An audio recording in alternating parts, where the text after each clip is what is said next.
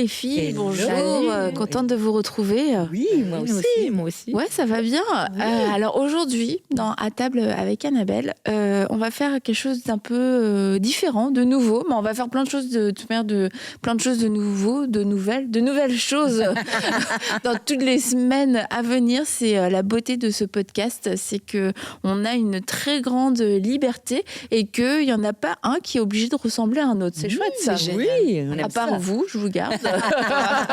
Mais nous sommes toujours une nouveauté. Exactement. Tellement fraîche, Ouh, Stéphanie. comme des roses, vraiment. Alors, t'es fraîche comme une rose. Oh, merci, toi aussi. Toi aussi, Annabelle. À chaque fois, tu as des petits... Mais c'est bien. Merci, continue comme ça. Qu'est-ce que je voulais dire? Oui, c'est ça. C'est que on va entendre un témoignage de Brunella. Brunella, qui est une maman avec une famille qui est différente peut-être de la famille un petit peu normale, entre guillemets, qu'on peut se faire, de l'idée qu'on peut s'en faire, en tout cas de la famille. Et du coup, ça va être un super moment. Mais Brunella n'est pas avec nous sur place. J'ai envie de dire malheureusement. J'aurais bien aimé qu'elle soit là en vrai. Et du coup, Brunella va passer ce temps avec nous à distance via visio. Via visio. Si vous avez un meilleur terme pour le dire, si vous me suivez, dites-le nous, parce que j'ai l'impression que c'était un peu mamie de dire en visio. Mais, Ah bon? Mais on comprend. Oh, d'accord. C'est ça, Mais vidéoconférence? ouais. Ouais. Mais toi qui es très à la pâche, Stéphanie. Rigole tu dirais- quand tu dis ça, lui qui n'est pas à la page, c'est moi. Non. Je m'amuse. On peut toujours tendre vers mieux, tu vois. Ouais, ça va, on comprend visio, bien. ça, Pour le mot visio, Ouais, on ok. verra bien. Donc on va tout de suite accueillir Brunella qui va être avec nous pour tout ce podcast. Coucou Brunella. Salut Brunella. Bonjour tout le monde. Coucou les Comment ça filles. va? Tu vas bien Ça Brunella? va bien. On Oui, est contente merci de t'avoir. Alors, sache que tu es la première invitée que nous avons à distance à table avec Annabelle. Et écoute, c'est super. On va vivre toute cette nouvelle expérience tous ensemble. Tous ensemble. Et puis, je crois, on va mettre notre foi en action pour qu'il n'y ait pas de problème technique. Amen. Pour que la technique ne soit pas un frein dans cette discussion. Donc, Brunella, je disais, tu es une maman tu as 3 enfants et c'est une famille qui peut être qui est un peu différente peut-être de la plupart des familles parce que tu as 2 enfants, tes 2 grands-enfants, tes 2 aînés qui ont des besoins spéciaux et tu vas pouvoir un peu nous en parler quels sont exactement leurs besoins, quel a été le diagnostic et en fait c'est ça, on veut aujourd'hui entendre ton histoire parce que je crois qu'il y a d'autres familles, d'autres mamans qui le vivent. Peut-être que c'est pas des mamans, quelquefois ça peut être des sœurs, ça peut être des tantes, même des grands-mères. Et c'est une histoire qui est belle et qui est aussi particulière et que nous on ne pourrait pas forcément raconter. C'est pour ça qu'on voulait que toi tu puisses nous le raconter. Donc tu as 3 enfants, Louane, Joshua et Raphaël. Donc est-ce que tu peux toi-même, finalement on va te laisser te présenter toi-même, ça va être plus efficace. Alors, effectivement, j'ai 3 enfants. Donc, je suis mariée à Cédric et nous avons 3 enfants. Louane, qui vient d'avoir 14 ans, Joshua, qui a 10 ans, et Raphaël, qui va fêter ses 4 ans. Louane et Joshua sont tous les 2 porteurs d'une maladie orpheline extrêmement rare. Au moment où nous avons diagnostiqué le handicap, on a découvert qu'il n'y avait que 40 cas dans le monde. Donc, 40 cas dans le monde et 2 chez nous. Voilà, donc c'est vraiment quelque chose de très, très, très rare. Mon mari et moi sommes tous les 2 porteurs sains et on ne le savait pas. On avait une chance sur je ne sais combien de milliards de se rencontrer et de donner les 2 chromosomes atteints. Et donc, à chaque fois, nous avons donné les 2 chromosomes atteints.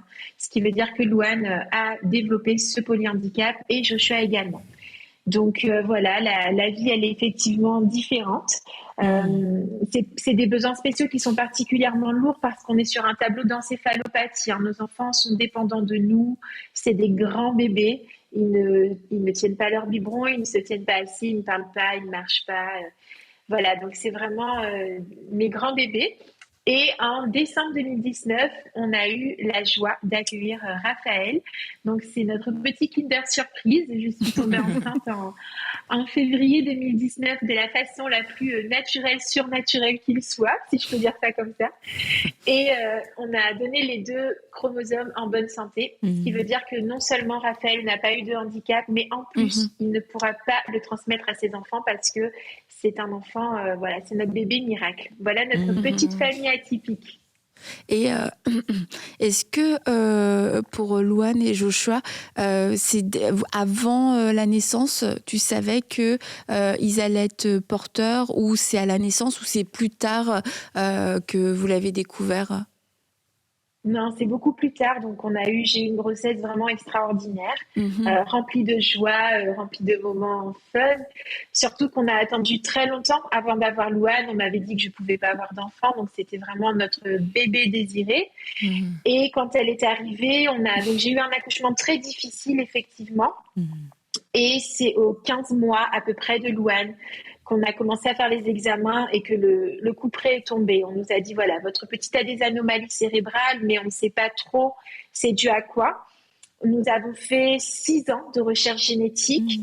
Aux 4 ans de Louane, on a décidé de lancer BB2, donc notre petit trésor Joshua, en gardant en tête que 4 ans de recherche génétique intensive n'avaient rien donné. Donc, on était resté un peu sur une suspicion de souffrance fœtale, sans grande certitude, mais on s'orientait plus là-dessus.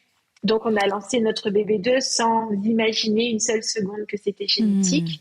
Et quand Joshua donc est là, arrivé, vous êtes jamais, quand vous êtes lancé pour la deuxième grossesse, jamais vous vous étiez dit peut-être que on aura un deuxième enfant porteur. Vous saviez pas que ta mère Louane était porteuse de quoi que ce soit. Ok, donc là, ça a vraiment été double surprise. Ah oui, ça a été double surprise, comme tu le dis. Et Joshua est arrivé, on voyait qu'il y avait des petites choses qui n'allaient pas, mais c'était rien de bien méchant. Il attrapait pas, donc on nous disait que peut-être qu'il avait un souci aux yeux, qu'il avait un retard, une petite déficience visuelle. Et jusqu'au moment où il a violemment convulsé. Donc là, on s'est dit, on arrête de faire l'autruche en réalité. Et donc on a repris les examens génétiques en 2014. Et en 2015, donc aux 6 ans de Louane, on a appris que c'était une maladie orpheline, une maladie extrêmement rare, et qu'ils étaient tous les 2 porteurs de cette pathologie. Voilà. Et est-ce que toi et ton mari, vous avez vécu une forme de culpabilité en vous disant que vous avez transmis quelque part, que vos chromosomes ont créé l'handicap?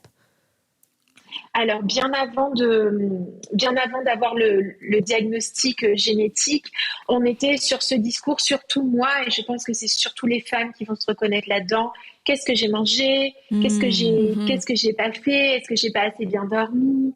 Voilà. Et puis après, on amène le côté spirituel en jeu. Est-ce que j'ai péché? Est-ce que j'ai pas fait assez ceci? Est-ce que j'ai pas fait assez cela? Puis il faut aussi replacer le contexte. Mon mari et moi, on a été touchés par le Seigneur en 2000. Je tombe enceinte en 2009, mais dès qu'on a été touchés par Dieu, on a tout de suite consacré nos vies. On a été appelés au ministère, donc on servait le Seigneur à plein temps. J'étais dans la louange, dans la pastorale, et puis là, on se dit, mais qu'est-ce qu'on a fait, Seigneur? Je jeûne, je prie, je vois des miracles, ma vie est pure, en tout cas, j'essaye. Et qu'est-ce qui se passe? Donc, on essaye de trouver un coupable. Quand on n'en trouve pas, au final, le coupable, c'est nous. Parce que, voilà, la nature humaine, elle est faite comme ça. Et donc, on bataille dur avec la culpabilité, effectivement. On ne sait pas... peut-être que je me trompe, mais je pense que comme Cédric et comme moi, on était tous les 2 porteurs, peut-être que ça nous a protégés de ne pas nous prendre la responsabilité sur un de nous, accuser l'autre. Donc voilà, en tout cas, c'est ce qui s'est passé. On n'a pas trop bataillé avec ça par rapport à l'un ou l'autre, mais on a bataillé avec, effectivement, chercher un coupable, une justification. On essayait de comprendre pourquoi, un mystère qu'on comprendra peut-être que quand on sera là-haut un jour. Donc voilà. Et ça ressemble à quoi en fait une journée chez vous au quotidien? à la foire. Ça va, t'as l'air de le prendre avec le sourire. Ah ouais. Ça ressemble à quoi? Ça ressemble à... Et Dieu créa la terre quand le Saint-Esprit se mouvait sur une masse informée vide. Tu vois, c'est un peu ça chez nous. Ah ouais, matin. C'est le chaos. Non, c'est ça. En fait, j'en rigole, mais on est très organisés. Chaque minute est précieuse. Chacun est à son poste. Le matin, on se réveille, on a les petits-déj, les changements de couches, l'hygiène, le bain et tout ça, les traitements anti-épileptiques. Ensuite, on a, parce que évidemment, quitte à avoir des bonnes idées, autant l'assumer jusqu'au bout, mais j'ai choisi de faire l'école à la maison. Ah bah oui. Donc voilà, donc après, j'enchaîne avec l'école à la maison pour Raphaël, pendant que papa s'occupe de Louane et de Joshua, puis on se retrouve, on prend une petite pause, ensuite on fait le repas du midi, on fait manger les enfants, on en a pour 1h30. Après, c'est l'heure de la sieste. Pendant qu'ils sont à la sieste, nous, on a notre pause à nous. Et puis après, ils sortent de la sieste, on enchaîne sur le goûter à 4h. Quand le goûter est terminé, on a un moment de jeu. Et puis après, à 5h, on reprend le repas du soir. Et à 19h30, chrono, après les bains, les traitements, les câlinous, les brossages de dents, les changements de couches. 19h30, on prie et tout le monde est au lit. Et 20h, c'est la pause sacro-sainte avec mon cher et tendre. Donc voilà, je peux te le réciter aussi simplement parce que c'est une mécanique bien huilée à la maison. Ah waouh, t'es mieux organisée que mon cours en fait.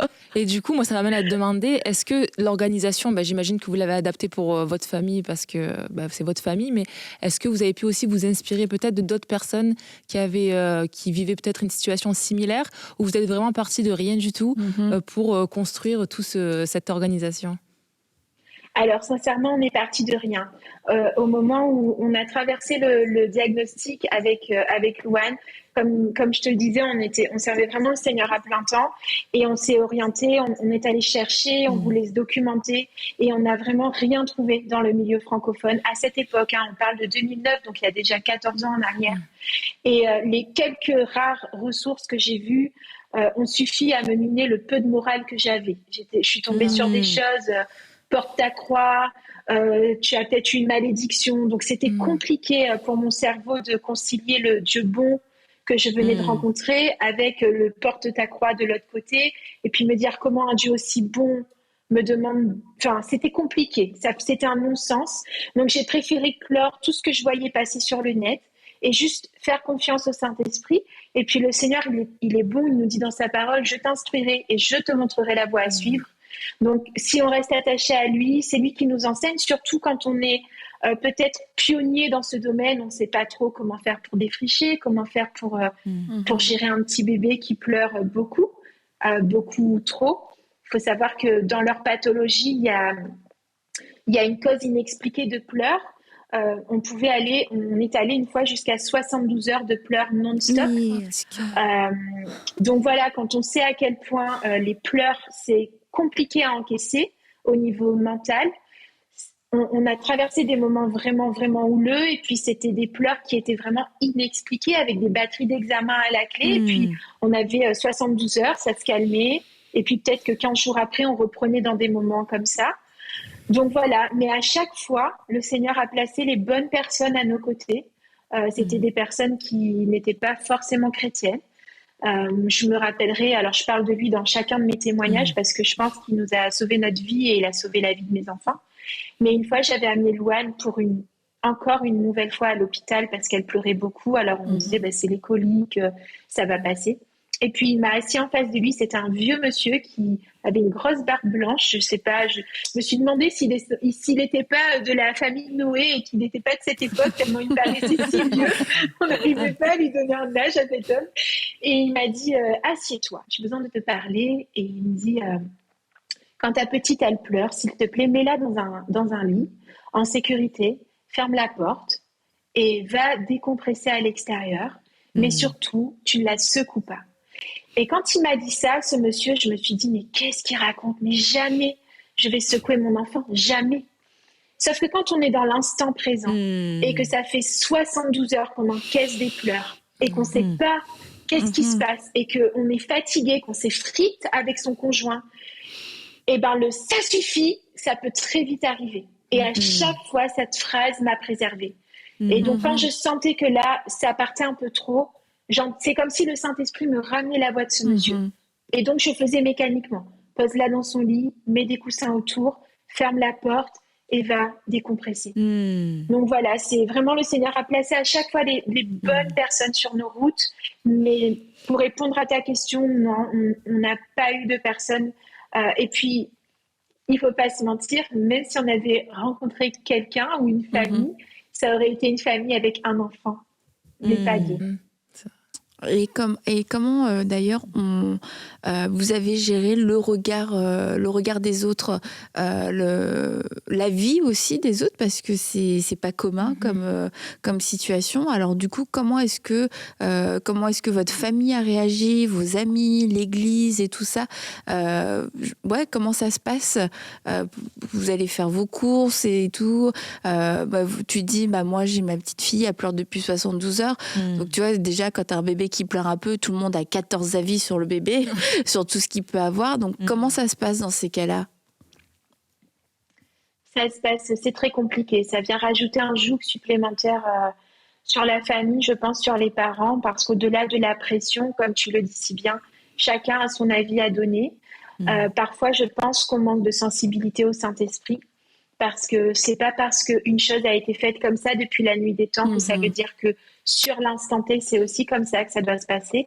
Donc vraiment, j'encourage les chrétiens, quand vous savez pas quoi dire, restez silencieux. N'oubliez jamais que même le silence, c'est une louange pour l'Éternel. Donc des fois, il vaut mieux fermer sa bouche et louer Dieu que d'aller dire une bêtise, parce que cette bêtise, elle peut vraiment occasionner des gros bobos dans le cœur des mamans ou des papas qui sont déjà assez au bout du rouleau. Moi, je me rappelle de cette amie, Sandrine, qui, lorsque je l'appelais pour lui parler, des fois, en fait, elle disait rien. Et je me demandais même si elle était au bout du fil. Et je pleurais.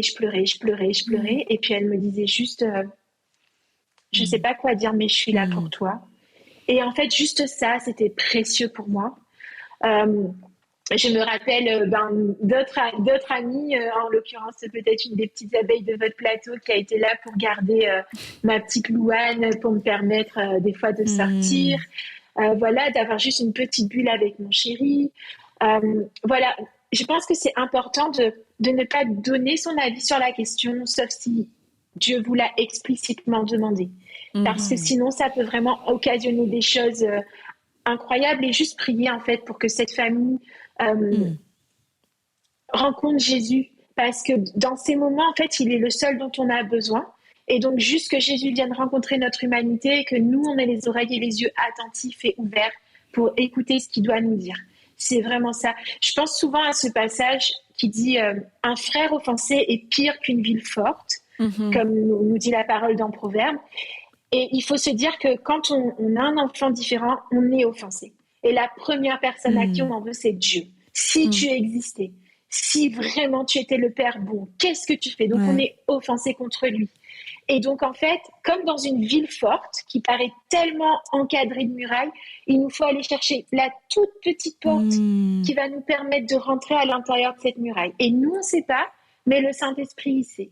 Donc, en fait, juste demander au Saint-Esprit, c'est quoi la petite porte pour venir assiéger cette ville forte de ton amour? Et en fait, après, c'est lui qui fait son œuvre. Mais voilà, n'oubliez jamais que quand on est dans notre cas, on est offensé. Moi, ça m'aura pris, Annabelle, je crois, 6 ans pour un jour, durant une période de jeûne, m'asseoir et m'entendre dire « je te pardonne ».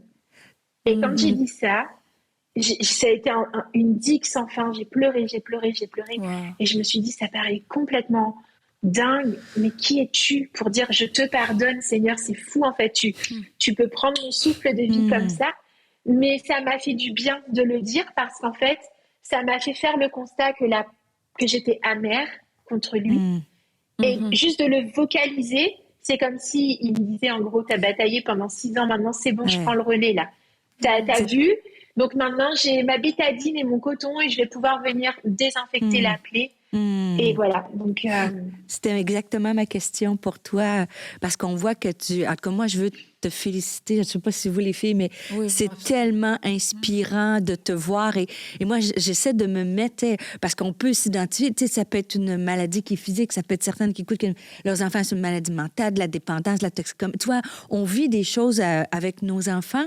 Et j'aime ton authenticité. Je m'en allais te poser la question, combien de temps tu as mis à rebondir? Parce qu'il faut être honnête, tu sais, on a tous des rêves, des idéaux pour nos enfants, tu sais, qu'on les porte, on s'imagine, tu sais, ça va être comme ça, il va se passer ça. Puis, ben ça peut arriver que c'est pas comme on pensait, tu vois. Et j'apprécie que tu le dises, que ça a pris 6 ans, parce que je pense que, en tout cas, moi, je suis honnête, moi aussi, j'aurais galéré avec Dieu de dire, pourquoi je vis ça, pourquoi pas les... Surtout quand ça touche, tu sais, les enfants, c'est c'est un des plus grands rêves, tu vois. Et quand je te vois, c'est très inspirant de me dire, si Dieu l'a fait dans ta vie, puis on te regarde, tu es vraiment littéralement rayonnante. Oui, vraiment. C'est une source d'inspiration incroyable. Et je trouve ça bien parce qu'on a le droit de dire au Seigneur pendant une période de temps, pourquoi moi, tu sais? Et à un moment donné, il faut arriver honnêtement puis d'accepter sa souveraineté, sa volonté, puis qu'il vienne nous guérir. Et c'est merci de l'avoir partagé. Je suis sûre, tu sais, on voit un témoignage souvent, mais on voit pas le cheminement de la personne. Et il y a des souffrances dans ce que vous traversez, il y a des blessures. Mais la beauté, c'est que vous n'êtes pas seul, puis Dieu est venu, il est intervenu, puis il fait vraiment des choses incroyables à travers vous, à travers ta famille. Et tu m'inspires beaucoup. Merci. Merci. Vraiment. Merci Stéphanie. Et Brunella, je voulais aussi te demander, au niveau du couple, ça se passe comment? Parce que c'est extrêmement demandant. Tu disais, c'est des enfants qui ont toujours besoin de vous et qui avaient aussi besoin de vous parce que ta grande a maintenant 14 ans. Donc, comment est-ce qu'on fait pour se construire en tant que couple, pour se retrouver en tant que couple et pour réussir à maintenir une vie forte, une complicité, des moments fun aussi entre toi et Cédric? Alors, nous, on est ces moments difficiles qu'on a traversés nous ont vraiment permis de nous attacher à Jésus. Et je crois qu'aujourd'hui, et c'est un problème de société, on se perd au niveau du mariage, on oublie ce fameux concept de l'alliance. Ouais. Et le Seigneur nous a préservés, Cédric et moi, sur l'alliance. C'est une alliance. Et une alliance, on la préserve. Donc, du coup, on a été intentionnels dans nos choix. Avant d'être une maman, je suis avant tout une épouse. Donc, tout ça, c'était extrêmement important. Et du coup, on a dû choisir d'être intentionnel. Parce qu'on ne va pas se mentir, lorsqu'on est à l'hôpital, qu'on a la tête dans le guidon, on oublie son couple, on pense maman. Et donc, ça demande vraiment d'être intentionnel. Alors, peut-être qu'on ne peut pas être intentionnel tout de suite parfaitement, mais on peut le faire sur des petites choses.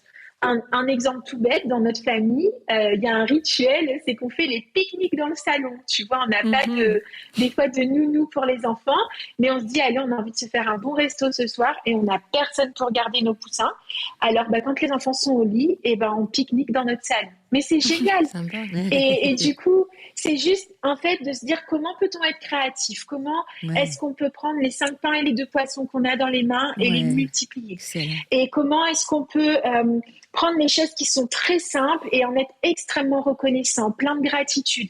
Je crois que ça, c'est quelque chose qui nous a beaucoup aidé, c'est la gratitude. C'est le fait de découvrir que Cédric ne réagit pas dans sa parentalité comme moi. Et c'est pas parce qu'on est différent que ma manière de faire est meilleure que la sienne. C'est juste que c'est différent. Et donc, tout ça, ça nous demande d'avoir beaucoup d'humilité. Sauf que quand tu as les émotions à fleur de peau, clairement, j'ai envie de dire, c'est compliqué aujourd'hui de dire, je vais prendre sur moi et je vais te bénir parce que tu m'as pas bien parlé, mais c'est pas grave, je t'aime quand même. Non, c'est pas possible. Enfin, c'est compliqué. Et ce qui est beau, c'est que Jésus nous aime et il nous aide dans notre humanité. Et on se plante et on demande pardon et on avance et on fera mieux demain et c'est OK. Et voilà. Et tu vois, pour rebondir sur ce que Stéphanie disait, j'ai appris dans la douleur à être authentique et c'est C'est une caractéristique que je chéris plus que tout aujourd'hui. Et je crois que c'est le message de ma vie. J'ai aucun mal à le marteler aux gens. Soyez vulnérables, soyez authentiques. Parce que il arrive un moment où les masques tombent.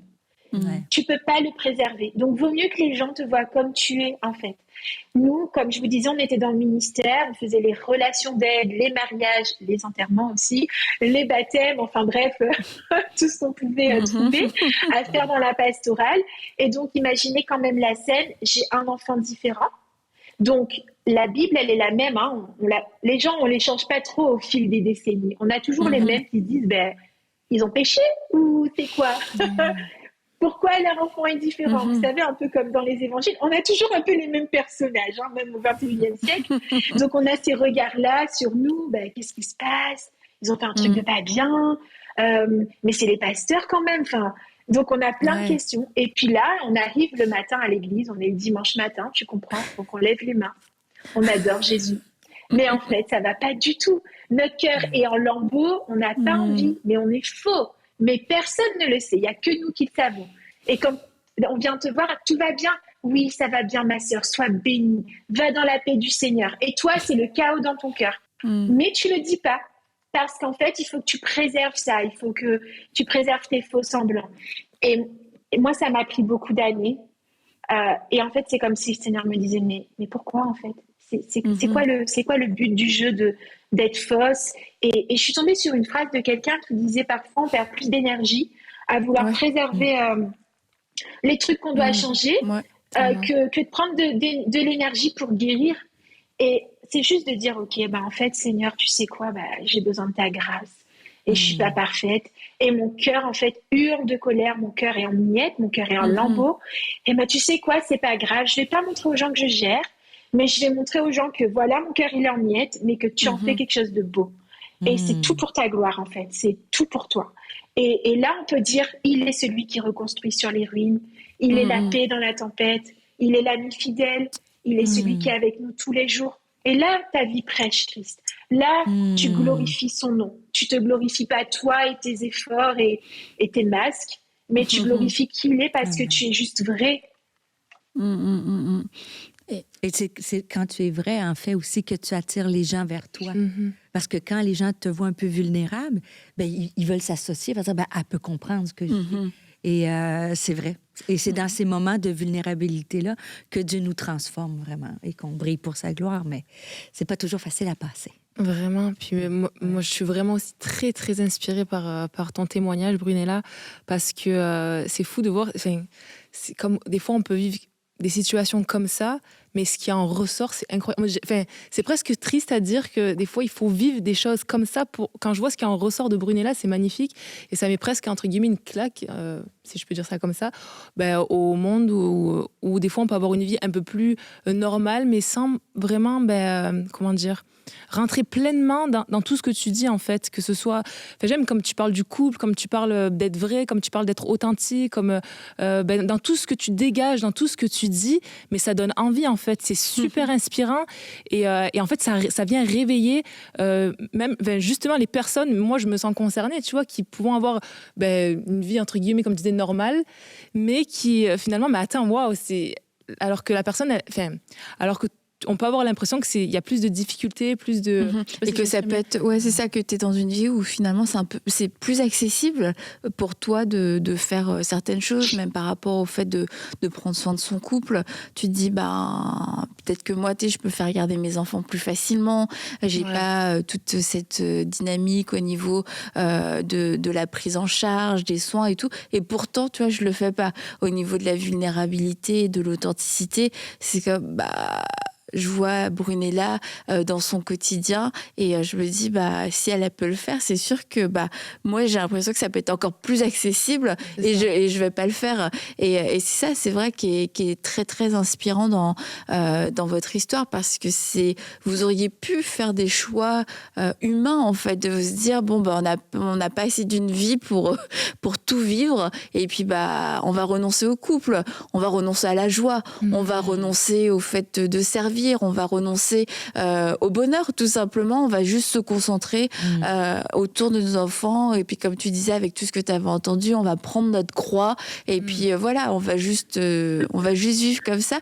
Et puis, d'avoir, avec la grâce de Dieu, c'est sûr, mais avoir réussi à prendre la vie de ce côté-là, je trouve. Ouais. Et c'est que ta vie a l'air plus légère que la vie de beaucoup de gens qui, pourtant, vu de l'extérieur, n'ont pas tant que ça non plus de défis. Et c'est ça que je trouve assez extraordinaire. C'est la manière dont tu communiques tout, même ton amour pour Dieu, ta relation avec lui, ta relation avec tout, avec tes enfants et tout. Et ça, c'est... Il y a juste à la regarder en plus. Oui, ça resplendit sur son visage. Ouais. On ne se lasse pas de te regarder, Brunella. Magnifique. Mais aussi, c'est qu'on voit que c'est un choix. C'est pas des fois, on pense notre vie, c'est juste une question d'émotion. Si chacun d'entre nous, des fois, on peut traverser des chemins difficiles, mais tu as le choix de... Je dis pas qu'il n'y a pas des moments pour pleurer, mais si c'est juste basé sur tes émotions, comme tu dis, tu n'es pas intentionnel dans ton mariage, tu n'es pas intentionnel. Donc, des fois, il faut dire, Seigneur, c'est toi qui crées en moi le vouloir et le faire, et tu peux me donner la force de choisir la joie, choisir d'y croire, choisir d'avancer, et pas je le sens ou je le sens pas, bien qu'il y ait des matins où on peut se permettre, n'est-ce pas, Brunella, on peut se permettre quelques matins, des fois, d'apitoiement, mais que des fois, quand même, que c'est pas je suis sûre que si tu te lèves ce matin, tu te dis, oh, j'ai senti. Non, je choisis la joie, je choisis que Dieu est sur mon chemin, je choisis que ça va être une belle journée malgré les défis. Et tu vois, moi aussi, ce que je trouve aussi intéressant, c'est que peut-être qu'il y a des familles, tu sais, tu dis, ah, ça va bien, notre maison, mais honnêtement, on n'est pas à l'abri, tu sais, d'une tempête dans nos vies. Hein. Donc, des fois, ça peut être plus tard dans la vie d'adulte, tout ça. Et je trouve que le témoignage de Brunella, moi, en tout cas, ça m'inspire de dire, peut-être qu'en ce moment, je suis pas dans une tempête, tu sais, comme ça, mais si ça arrive, je suis pas la seule. On traverse toutes les filles des moments difficiles. Et c'est la force des témoignages comme ça. Tu dis, on serre les coudes, puis tu dis, regarde, dans mes moments difficiles, je vais penser à Brunella. Si Dieu l'a fait dans sa vie, il peut le faire dans la mienne. C'est vrai. Il y a plein de gens qui doivent penser à toi, souvent, Brunella, en se disant, Brunella, si elle peut le faire, moi aussi, je peux le faire. C'est sûr, c'est certain. Et c'est le même Dieu aussi. C'est le même Dieu, si Dieu le fait. Et tu sais, la notion de la question est plus le pourquoi. Tu sais, des fois, à l'église où j'étais, j'ai rencontré des femmes qui ont vécu des... Là, des fois, tu te couches le soir, mais tu te dis, pourquoi, Seigneur? Mais ces femmes-là qui avancent vont dire, dans quel but, finalement? Puis des fois, c'est le fameux pourquoi de la... Tu sais, on compare nos familles, on compare nos enfants, mais d'arriver de dire, regarde, ça, c'est la vie que Dieu m'a donnée parce qu'il y a une destinée à travers ça. Et des fois, c'est pas... Moi, je dis toujours à la blague, des fois, je trouve que moi, j'ai des meilleurs plans que Dieu. Tu ne cries pas à Dieu. Là. Des fois, je trouve que mes scénarios sont meilleurs que... Je tiens entre vous et moi, là, les filles. Mais tu sais, c'est sûr que le plan qu'on fait, c'est peut-être pas toujours... Mais Dieu, à travers ces plans-là, c'est vrai, c'est pas cliché de dire qu'il est souverain, mais qu'il va le faire concourir à notre bien pour le témoignage qu'il veut, puis la façon dont on veut nous utiliser. Donc, mais ça, justement, ça, Brunella, on va en parler tout à l'heure de ce qui est aussi ressorti de votre vie, au-delà de votre cercle familial.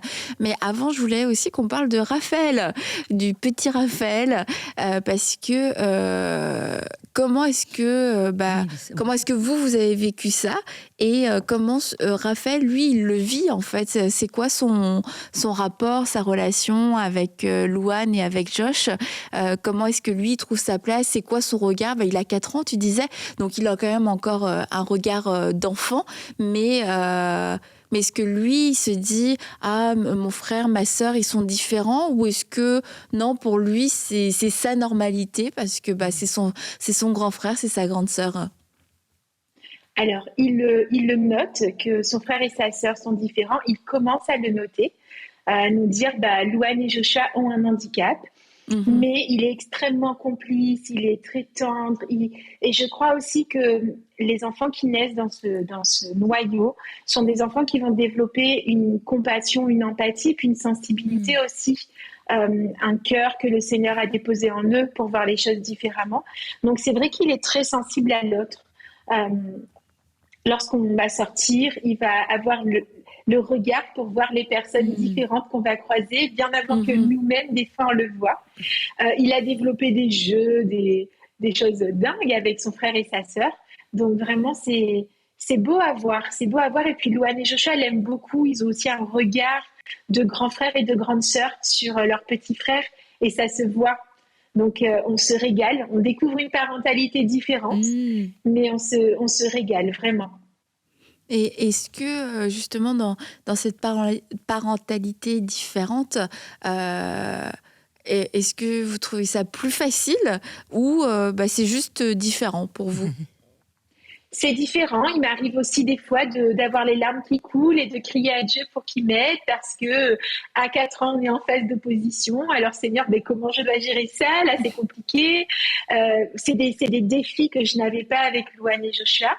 Et je relativise. Je me dis, si j'ai réussi avec Lou et Josh alors que j'avais pas de livres ou de choses comme ça à lire et que le Saint-Esprit m'a guidée, c'est lui qui a créé Raphaël et c'est lui qui connaît son mode d'emploi, donc il va aussi m'aider.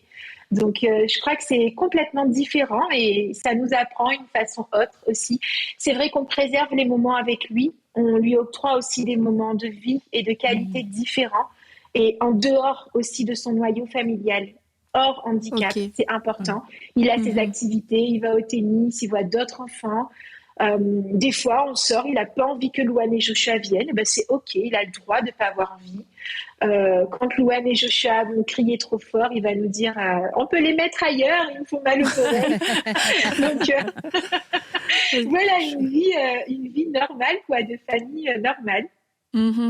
Et comme je disais, c'est ça, c'est que au-delà de votre cercle familial, il y a quelque chose qui en est ressorti, c'est que finalement, à force de vous former, de vous documenter, de vous-même expérimenter certaines choses, vous êtes, toi et ton mari, devenus thérapeutes, thérapeutes certifiés familial et conjugal. C'est bien ça, Brunella?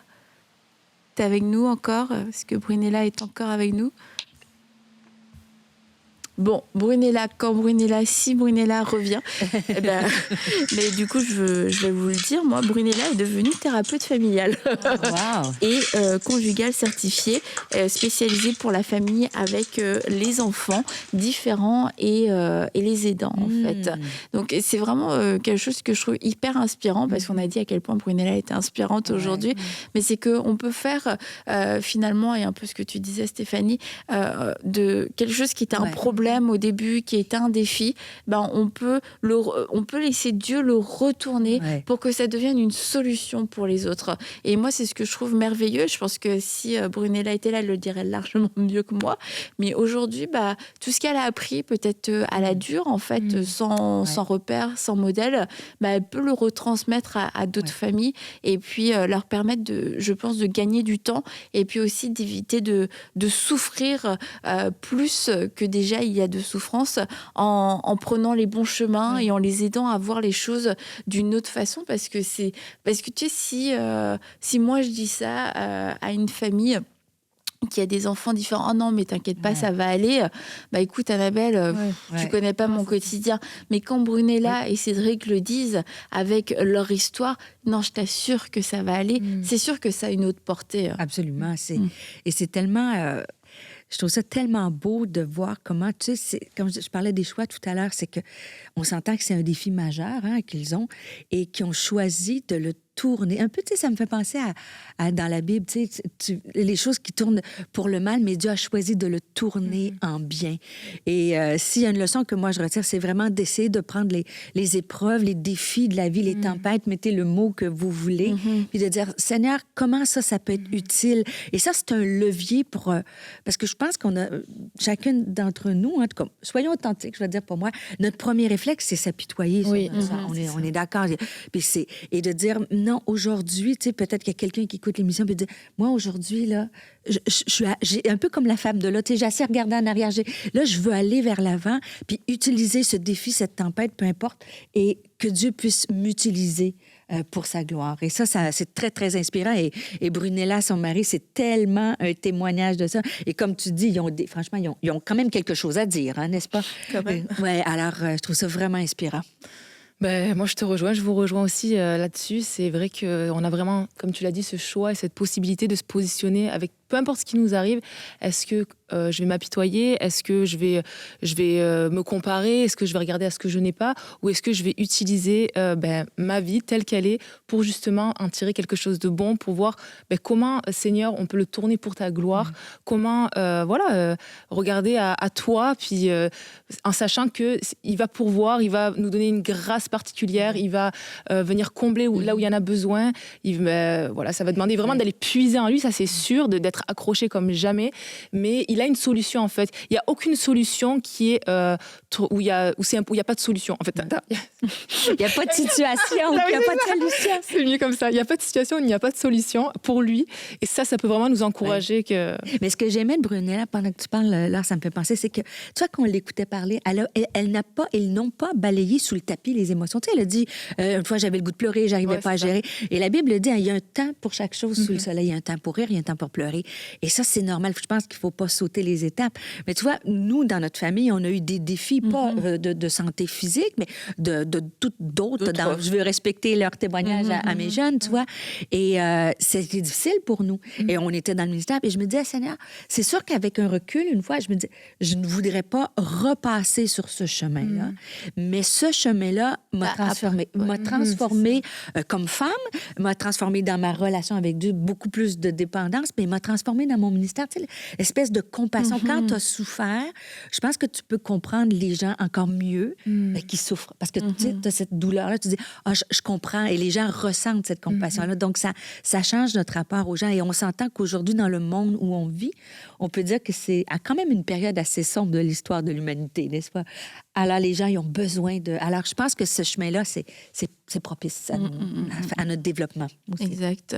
Et est-ce que Brunella, tu es de retour avec nous, si tu es là? Ah, Brunella est de retour. On est contente de te revoir. Et bientôt de t'entendre, je crois, par la foi. Et est-ce que c'est bon? Tu nous entends, toi, Brunella? Ouais? Super. Ouais, c'est bon, Brunella, on est ensemble. Nous, en tout cas, on t'entend bien. On parlait de toi, d'ailleurs, Brunella, ça tombe bien que tu sois là. Et alors, même avec des écouteurs, elle est magnifique toujours. Hein? Oui. Et je voulais dire, avant de redonner la parole à Brunella, ce passage dans 2 Corinthiens au chapitre 1, « Béni soit Dieu, le Père de notre Seigneur Jésus-Christ, le Père qui est plein de bonté, le Dieu qui réconforte dans toutes les situations. » Et ça, c'est quelque chose qu'on aime, le réconfort de Dieu. Mais c'est en fait la suite. C'est il nous réconforte dans toute nos détresses afin qu'à notre tour, nous soyons capables de réconforter ceux qui passent par toutes sortes de détresses en leur apportant le réconfort que Dieu nous a apporté. Et c'est là où on voit que y a quelque chose de supérieur et quelquefois c'est trop tôt quand on est dans l'épreuve pour qu'on vienne nous le dire. Tu vas pouvoir être un réconfort pour d'autres. Et quelquefois c'est trop tôt, c'est sûr, pour nous le dire. Mais à un moment donné, il faut être aussi prêt à entendre cette parole pour se dire, je peux pas gâcher en fait. J'ai trop souffert pour que ça ne serve pas. Et puis de laisser Dieu retourner. La Bible nous dit que c'est Dieu qui transforme le mal en bien. Et là où le diable a voulu venir voler, a voulu venir détruire, se dire, mais Seigneur, non seulement je n'ai pas été volée, je n'ai pas été détruite, mais en plus, tu vas retourner ça en bien et je vais apporter le réconfort que tu m'as transmis. Je vais pouvoir aussi le transmettre. Et on continue au verset 5. De même, en effet, que les souffrances de Christ surabondent dans notre vie, le réconfort qu'il nous donne surabonde. Si donc nous passons par la détresse, c'est pour votre réconfort et votre salut. Et si nous sommes réconfortés, c'est pour que vous receviez vous aussi du réconfort afin de pouvoir supporter les mêmes souffrances que celles que nous endurons. Et à la fois, je trouve ce passage extrêmement réconfortant et en même temps moyen. Il y a un incontournable, il faut passer par la souffrance. Je trouve un petit peu bref. Mais c'est de se dire, il y a quelque chose qui doit être transmis. Et ce que Dieu va me donner, c'est pas juste pour moi, je vais pouvoir le transmettre. Et quelquefois, pour certaines personnes, c'est un peu motivant de se dire, Seigneur, je veux être relevé parce que je veux que ce soit un témoignage. Je crois pas que ça doit être la seule motivation pour le vivre, mais ceci dit, ça peut être quand même un encouragement. Et c'est exactement ce que Brunella et Cédric ont fait, c'est que ce réconfort dans la détresse, ils ont pu le transmettre. Alors Brunella, est-ce que Brunella est là? Brunella. Ah. Oui, Brunella. Ouais, nous, est-ce qu'on n'entend pas Brunella aujourd'hui, pour l'instant? Non, on ne t'entend pas, malheureusement, Brunella, pour Mais le on moment. te voit. Mais on te Il y a une voit. étape Et de puis, fait. vu que tu es déjà très belle, bon, c'est déjà pas mal. Avec un sourire magnifique. Mais écoute...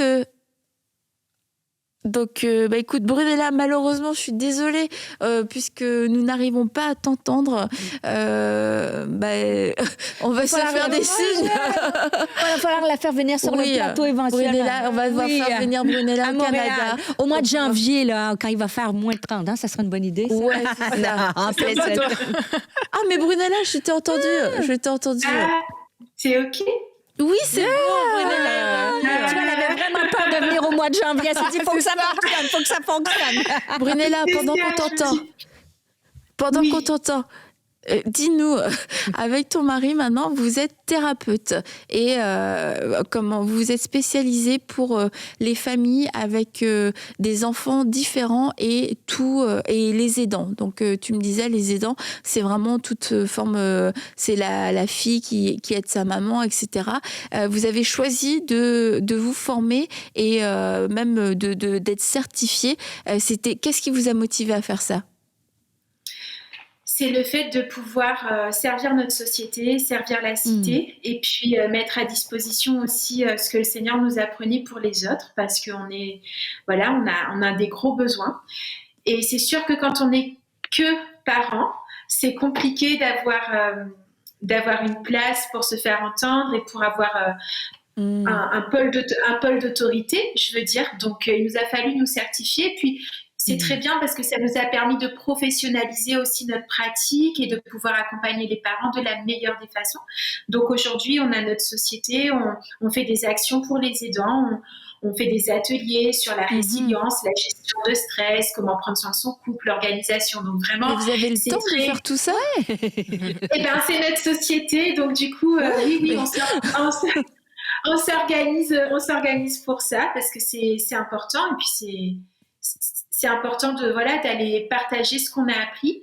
Et à côté de ça, on fait aussi on va équiper, on va essayer d'encourager les frères et les sœurs dans la foi qui traversent ces moments-là.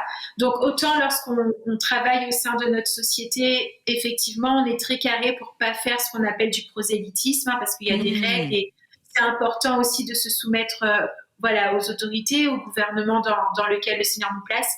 Mais par contre, on va travailler aussi avec les églises, avec le corps de Christ pour sensibiliser les équipes pastorales apostoliques à l'accueil des familles qui ont des enfants différents, au sein de leur église, comment aimer en action.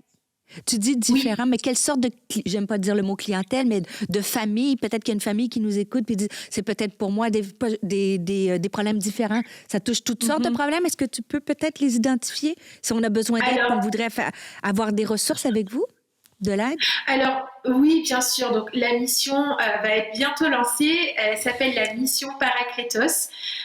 Et donc, l'idée, c'est vraiment de faire on a plusieurs petits pôles. Le premier, c'est qu'on a un regroupement aujourd'hui qui a une 40aine de familles, Suisse, Océan Indien, France. Et donc, on partage la parole de Dieu ensemble, on s'exhorte. Lorsqu'il y a un enfant qui est à l'hôpital, il y a toutes les familles qui se regroupent et qui prient, qui intercèdent. Donc ça, c'est vraiment le pôle famille. Et ensuite, on a un pôle qui s'appelle Méphibosheth. Et donc là, c'est de l'eau de bar à la table du roi. Et c'est de dire en fait aux églises, aux équipes apostoliques, les gens, il y a un Méphibosheth qui doit bénéficier de l'alliance et qui doit venir à la table du roi. Donc, allez les chercher. Parce que c'est pas aux institutions gouvernementales de faire ça. L'Église doit prendre sa place. L'Église doit aimer le plus faible. L'Église doit prendre soin de ses organes plus faibles du corps. Parce que lorsqu'un pleure, c'est tout le monde qui pleure avec. Donc ça, c'est vraiment la mission Méphibosheth et elle est lancée officiellement là à la fin du mois de novembre. On va sur Paris, on va prêcher dans une église et on va officiellement lancer ça sur le territoire français.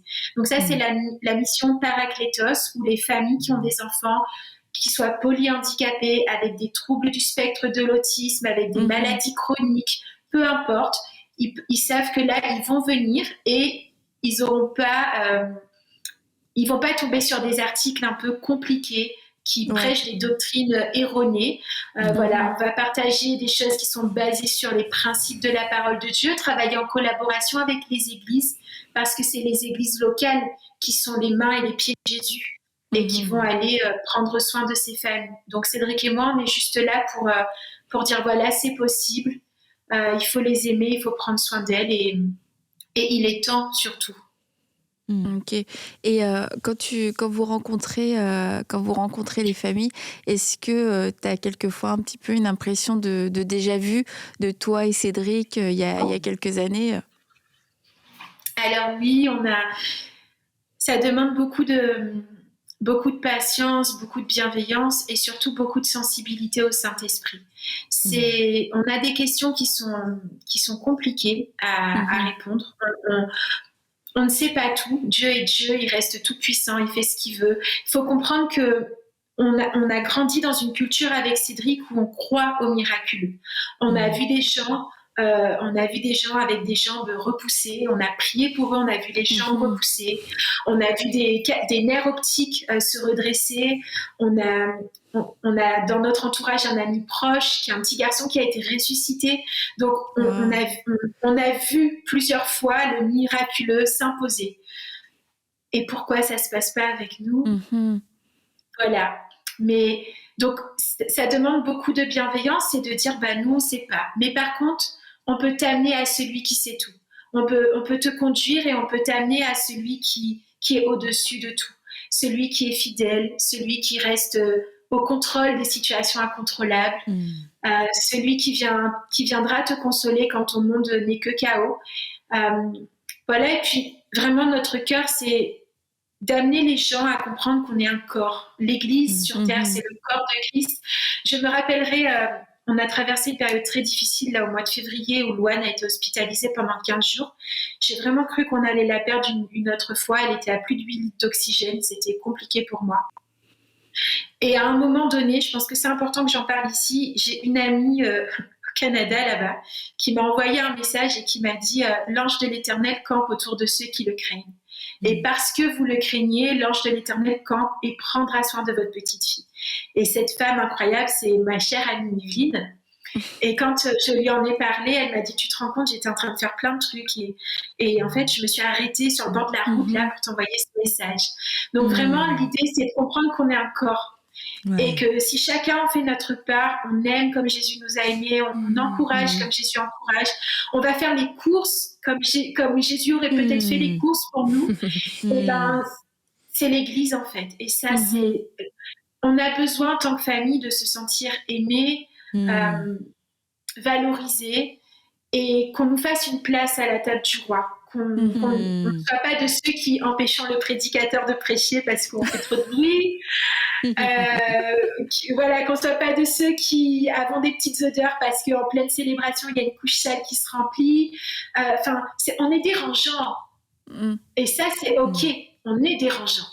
Qu'est-ce que l'Église fait avec les gens qui sont dérangeants? Est-ce qu'on va les aimer comme Jésus?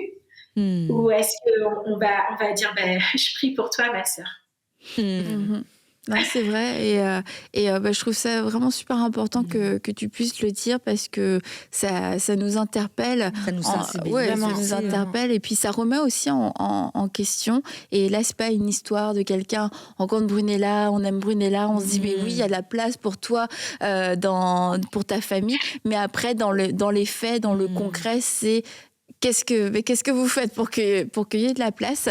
Et puis je te remercie Brunella pour c'est un appel en fait que tu lances à l'église et puis c'est super aussi que vous puissiez mettre en place tout ce côté formation parce que autant je crois qu'il peut quelquefois manquer de bienveillance, mais quelquefois aussi il y a beaucoup de maladresses qui viennent juste de l'ignorance. Exact. Et on a besoin de la connaissance, on a besoin de personnes expérimentées et formées qui vont venir dans dans nos églises pour nous dire voilà ce qui est faisable, voilà ce qui est bon pour ces familles, voilà ce qui n'est pas bon pour ces familles, ce qui fait du mal aussi, ce qui va éloigner, ce qui peut blesser. Et merci Brunella pour tout ce travail que tu fais avec ton mari, avec ta famille aussi. Et écoute, on embrasse très très fort Louane, Josh et Raphaël. Et on l'a dit, ceci dit, c'est vrai que ce sera un grand plaisir que tu viennes à table avec nous pour de vrai. Alors écoute, c'est quelque chose, garde ça en tête. Et nous aussi, on garde ça en tête. Écoute, on te dit à bientôt Brunella. Un grand merci encore. Et puis merci à vous les filles d'avoir été là. Super beau podcast. Ouais, on a surmonté tous les défis techniques. De la visio. Tant bien que mal. De la visio. Bon, à bientôt les filles. Bye.